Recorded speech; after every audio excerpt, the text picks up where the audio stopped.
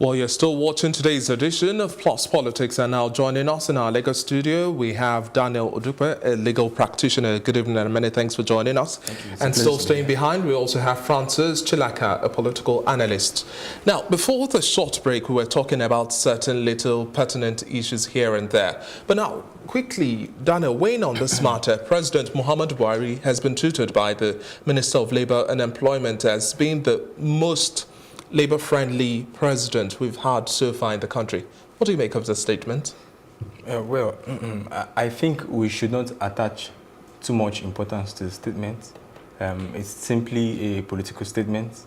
I mean, what should the Minister of Labour say, if not that, really? I don't think we should waste our time, trying to break down I mean, what are the indices that used to measure the most Labour-friendly presidents? Okay, so somebody will come and tell you now that, the minimum wage has been increased to 30,000 naira. But, I mean, is that really what the Nigerian workers need, really? When you look at it, when you look at it vis-a-vis, the price of fuel, we all know that affects everything, basically, that affects the price of commodities in the market. When minimum wage was, how much was 18,000 naira? You're buying a liter of fuel for 97 naira. And now that it's 30,000 naira, even before it became 30,000 naira, the minimum wage, the price of fuel has already gone up as high as 100 and how much? We understand all of these realities, the cost of even a bag of rice, exactly. So when you look and at electricity, much more. The big question is, what are the indices used to measure that? It's just a simple political statement to make, to let the person know that he's doing his work, Okay. Now, before you came into the studio, I was having this conversation with Francis, and we were looking at using Ondo State as our case study, looking at utilization of certain intervention funds, and we're talking about the Pirate Fund Club, the Pirate Club refund this time around, and with the reports that made around that, allegedly the state governor, that's Rotimi Akeredolu, decided to fix the sum of 20 billion naira in a private account, and he said, well, it is impossible for me to have done such. But they've said that you can't have workers not being paid and give the excuse the money has not come, or say that this is impossible. What do you make of all of this back and forth and utilizing whatever intervention funds that we have to ensure that we have workers being paid at state levels? I think we got into trouble the moment we started awaiting intervention funds to pay workers' salary. All right? The way states are set up, they ought to be making enough in terms of internally generated revenue. I mean, you look at Lagos State, for example. Lagos State has no problem paying salaries. I was going to use that as an example. There was a time that, the money meant for local government, wasn't paid, was not disbursed to the state for probably a whole time, like 4 years. And things still went on in the state. So the question, I think the bigger question is, should we be sitting around waiting for, dole-outs, waiting for, intervention funds before we're able to pay? I think we're in big trouble if in the 21st century states still, await such intervention funds. However, that's not to say that those money should not be used for the purpose they're meant for. As it is now, the governor has come out to, to deny the allegation. It's still an allegation. Let's hope that the right thing is done, in the shortest time possible. But for me, the biggest headache is that, states are not profitable. There are no internally generated revenues that's sufficient to meet the everyday need of the states. Francis, you just spoke about IGRs now. To what extent we have governors-elect who are supposed to take us through another 4 years. What do you expect of them this time around, talking about ensuring that we have areas of comparative advantages being utilized, and then we also see workers being paid across different sectors? Well, I think that the incoming governors should learn a great deal from what has happened with their outgoing governors. I just think I would say that it's not that the funds to pay is not there. It's the willingness to pay that is the problem. Because if the federal government keeps giving out bailout funds, and these funds are not used for what they're meant for, then something is wrong somewhere along the line. It's the will to know that people have worked and they deserve to be paid. So they must have that at the back of their minds. And then I keep saying, the Nigerian worker is very gullible.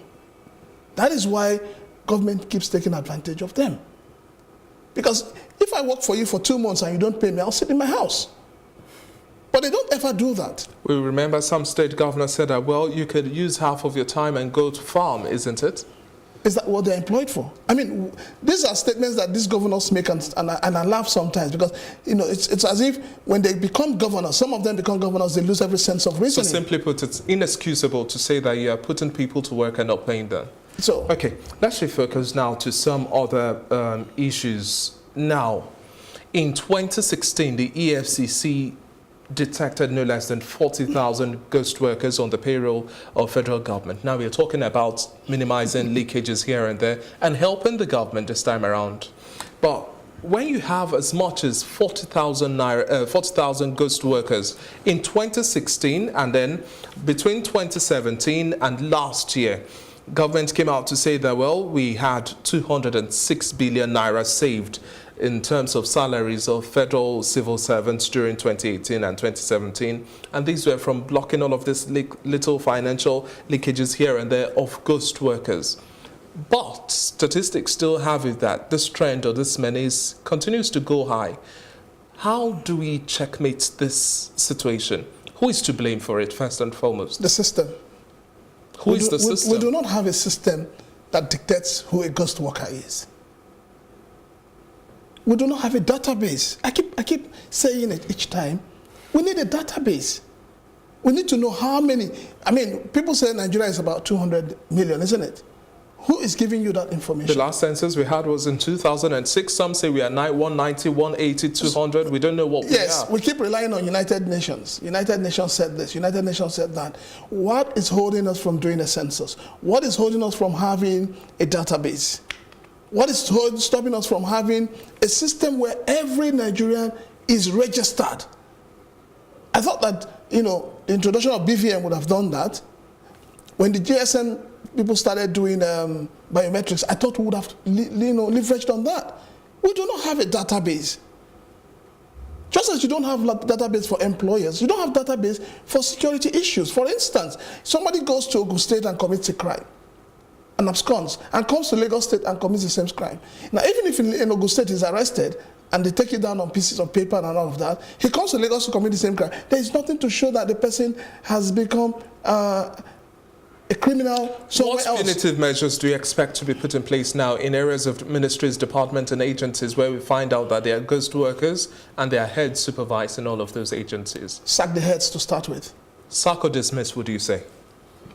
I think I would not even choose either of those. Really, I think the bigger problem is the fact that, look, we need to understand that the way the system is in Nigeria as it is today, there are people benefiting from the current state of affairs.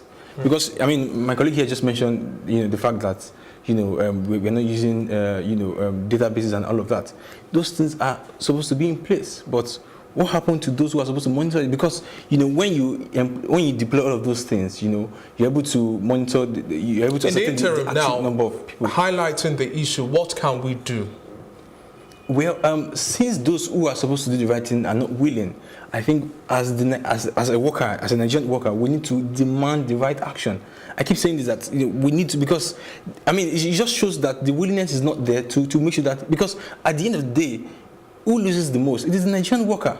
Because when the salary they're supposed to go around, is not being, allegedly paid for workers that are non-existent, who will lose at the end of the day? The government will come and tell you, oh, we are not able to pay, we don't have enough money, we are waiting for, because the workers are so much and the money is so limited. Whereas if you ascertain the right number of people, the money will actually go around. We need to personalize this and understand that we are the one losing out the most. Talking about monies going around now, the Okoye Obono Obla-led Special Presidential Investigation for Recovery of Public Property arrested the Delta State Accountant General for allegedly amassing wealth and assets corruptly worth over 7 billion naira. Some say that he is even richer than some state governors. Some have described him as the electric fish in water they can't seem to catch.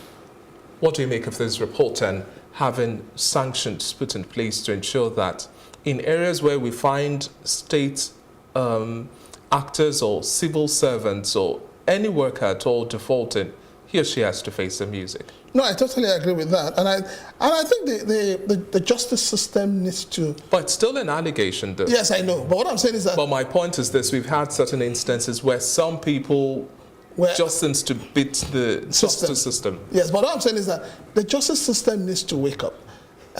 With the way the CJ's case was handled, it was wonderful.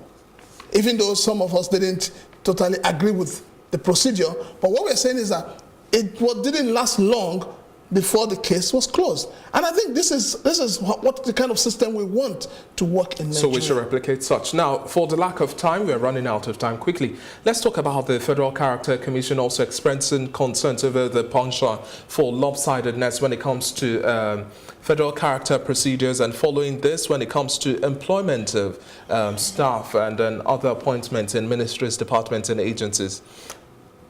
We can't continue to have lopsidedness in the country across these different ministries. People should get jobs because they can do it, they have the merit and all of that, isn't it? Absolutely, absolutely. I think it depends on the and we should have an even representation. Well, I think it depends on the office in question. For example, an office as exalted as the office of a minister, you know, you would expect that, because of course we have smart brains, you know, in every nook and cranny of the nation, so we expect that should go by the federal character, you know, principle. However, for simple, for offices in the departments and ministries of government, I'm not sure we need to be drilling down to ensuring that federal character is what we use. I mean, let people get the job if they're qualified, if they have the requisite requirements, and I don't think we need to be drilling down to federal character for every single office in the land. This also touches on job racketeering. Now, we've had so many reports here and there, but just on the 8th of last month, the ICPC has also arraigned an NSCDC official of alleged job racketeering. This is just about a sum of 150,000 naira. This is pretty much small compared to other bigger stories we've heard. But so far, his arraignment the case was adjourned until the 25th of June. But when we see situations whereby these issues are prolonged longer than expected, what should we be doing? Like I keep saying, our justice system has a big problem. And I don't believe in federal character. I believe that people should get job because they are qualified to get the job. I believe that we need to move from state of origin to state of residence. It gives everybody in Nigeria a sense of belonging. When you do this, some of these small things would vanish on its own. Job racketeering is because a certain lumped job has been kept for a particular set of state or local government or what. So that is why you have people racketeering for it. But if it is an issue where people get employed because they are qualified to be employed, they submit the application is processed. I mean, nobody would want to do any racketeering. Then going back to the last, was it the last government, when we had the immigration racketeering and people died, what happened? So we hear cases in Nigeria, nobody gets to the end. Our journalism has become one that there is no investigative journalism. We just hear this, now we're talking about it, it ends here. Nobody else would follow it up. What happens at the end of the day? So long as people who commit offenses are not showcased to have been punished publicly, it will continue. Beyond just making the headlines. Now, one of the issues that made the headlines was when we had protests from union members of the National Union of Aviation Transport Employees, NAPE, and other aviation unions. Now, the crux of the matter was the fact that they say, well, unionization or the right to unionize is a right, a legal element which is backed by laws. So I should have the right to unionize or associate with this union or group if I feel so. But at the MMA too, we had instances where the management said, in our letters, we are clear that no worker of ours can or should unionize. Now discussing workers' welfare. Some believe that joining such unions would have improved welfare conditions for them, etc. Is this really a free space for people to associate, especially when you're looking at private employees now and they say you can't do that? people should be willing to challenge such obnoxious rules or elements or clauses in their contract of employment. The National Judicial Court is there for you to challenge such.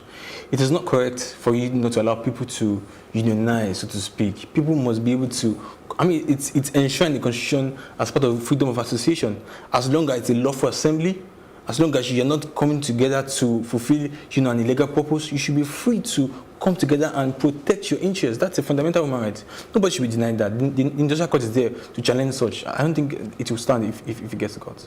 Okay, so now in your last words, gentlemen, irrespective of the long working hours that we see Nigerian workers, be it the health sector, within business, economy, whatever, you name it, we know that we are faced with challenges here and there. But what's your word to the Nigerian worker now that irrespective of all of this, what should they be doing now? I think I would say this to the Nigerian worker that they should keep the faith. They should keep up the faith, and then they should do more. Because I'll say this: it's not just about what the government is going to give to you, but I think also that those who work should apply a little bit of. They should be ready to do their work, because what you see in the secretariats of some of the state government, federal secretariats, it's an eyesore. Yes, people say they come to work by 8. Sometimes you see people coming to work by 10, 11.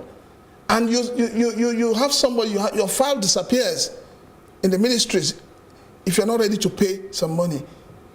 So the worker himself needs to have dignity. We need to structure a situation where Nigerians have dignity in labor. Once dignity in labor is in place, I'm telling you that the Nigerian workforce will be a better workforce. Daniel, in 30 seconds, do you think the Nigerian worker deserves better? Yes. There are bad eggs, no doubt, as rightly pointed out, but majority deserve better working condition, and that can only be achieved if Nigerian workers can learn to be more united, to work together, to see this thing as not just being about themselves, but understand that united we stand, divided we fall. That, the only way we can make a change is by working in harmony and demanding action. Well, I believe the consensus right here is that workers' welfare is not a favor, isn't it? Thank you very much, gentlemen. It's been a pleasure speaking with you, Francis Chinaka, a political affairs analyst, as well as Daniel Odupe, a legal practitioner. Thank you very much. Now it's time to take a quick break. When we return, we'll be talking about Seyi Makinde and your politics. Just stay with us.